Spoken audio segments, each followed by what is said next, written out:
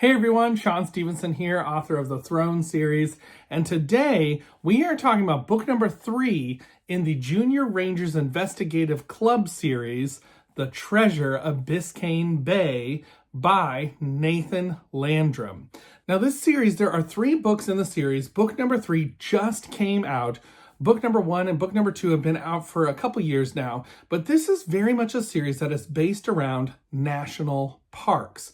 It kind of reminded me a little bit of the National Park Mystery series by Aaron Johnson, which there are tons of those. There's tons in that series, and this series so far has 3 entries. Now, the first book in the series sets up these characters who are traveling around to different national parks. Their families are all involved in these national parks, and at each national park they're involved in mysteries.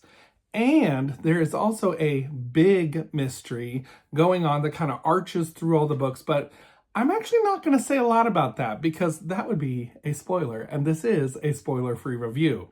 So you have the main kids, Justin, Rudy, Lucy, Amelia, and these kids are all, they love exploring, they are really into science, they are homeschooled, and they're super into like discovering the things about these national parks that their families all work at. And so they kind of go to these different national parks and they kind of try to solve mysteries or try to find things that are about that park that they can investigate. So when they go to Rudy's park, Biscayne Bay in Florida, they are searching for pirates. It is a pirate hunt, not a treasure hunt, although there might be a treasure involved. You'll have to find out.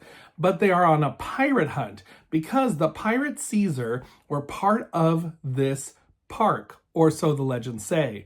All of the park rangers are telling the kids, no, there's nothing to do with pirates. Like, those are just legends. It's not the main point of the park.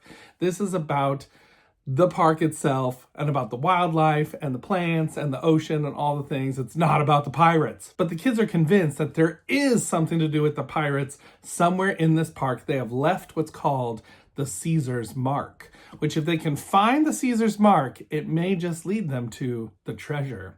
But they are not the only ones searching for the treasure. Somebody else is on the look for them too. And someone else might be using the kids to solve the mystery so they can swoop in and take the treasure for themselves. So this book is really, it's kind of an adventure, mystery, educational book. And I think that is a very important note to note about these books. These books are very educational. And I think if you don't go into them knowing that, you may get a little bogged down in what's happening. Now, I will admit, these books were a lot longer than I thought they were going to be. I thought they were going to be more around that 150 to 200 page mark, but these books are like 250 to 350 page mark. And there are a lot of words on a page. The pages are pretty dense. There's a lot going on. The chapters are fairly short. They're usually like 4 to 5 pages long, but there is a ton happening in the chapters because the kids are all talking a lot. There's a lot of things going on, and there's lots of discussion about the park and the legends and the lore. Now, I will admit, I'm not always into educational fiction stories. I do find them a little bit boring just personally because I can kind of like see through it a tiny bit to say, oh, you're putting in some educational pieces at this part.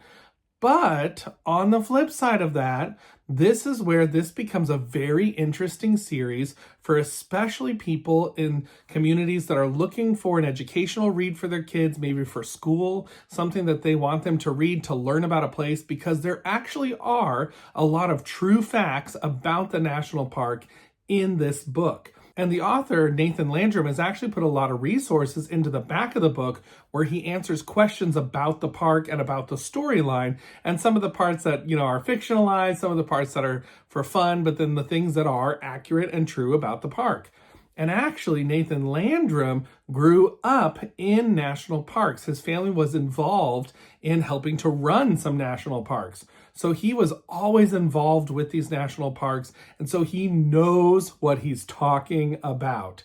So from that educational standpoint, this is a great book for like a homeschool group, for parents who are looking for something educational for their kids to read over the summer, those kinds of things. This is right up that kind of alley.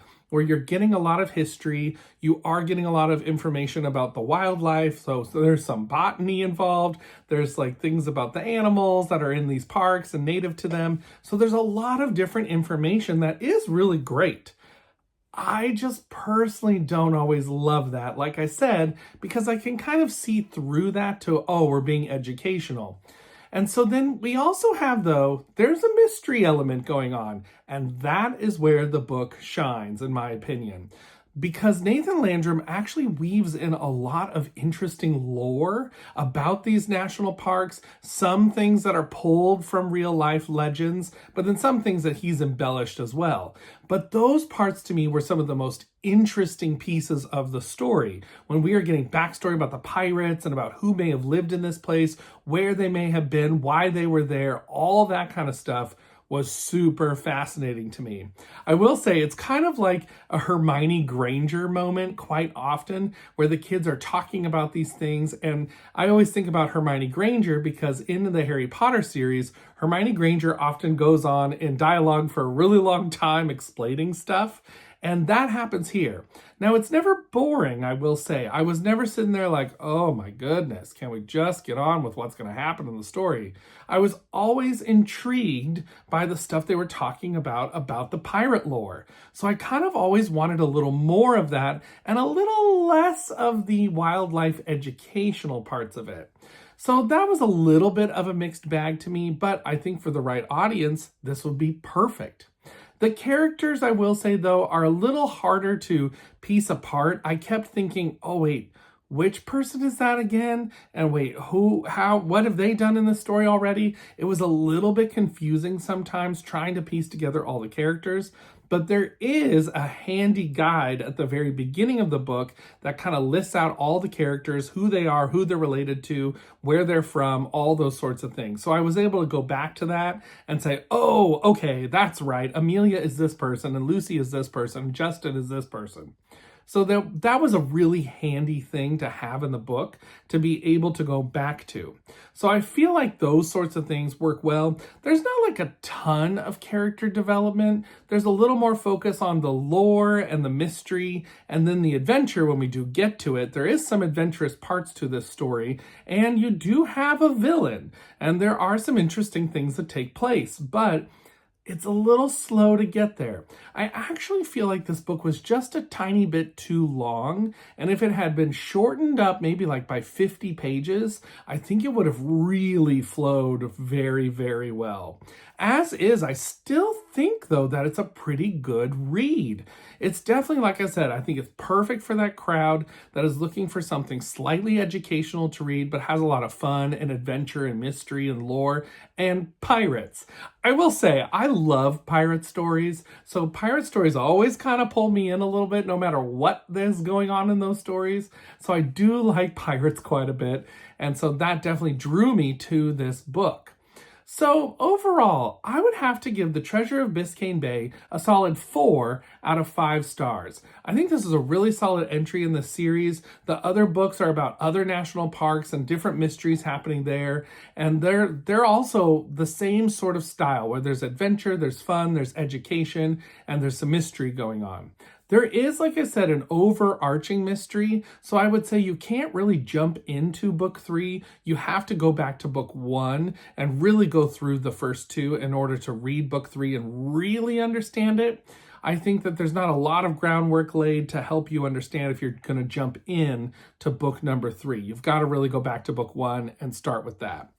But overall, I think this is definitely worth a read. If you're in one of those camps that I mentioned, check this one out. Otherwise, until next time, everybody, keep reading. Bye.